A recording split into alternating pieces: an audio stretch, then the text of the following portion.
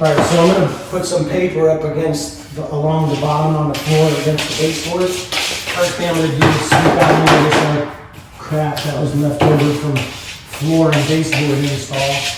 Because some of these tradesmen don't know how to clean up after themselves.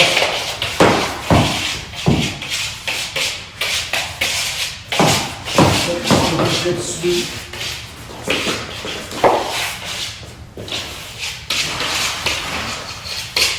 Basically move everything up against the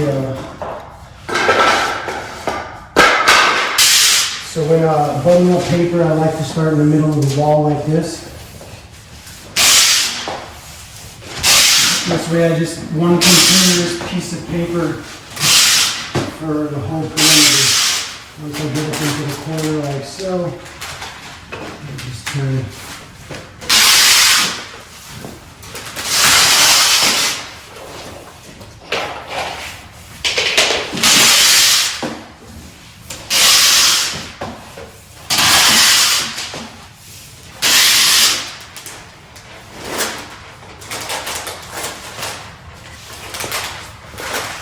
Now, whoever installed these baseboards is definitely going to do a good job.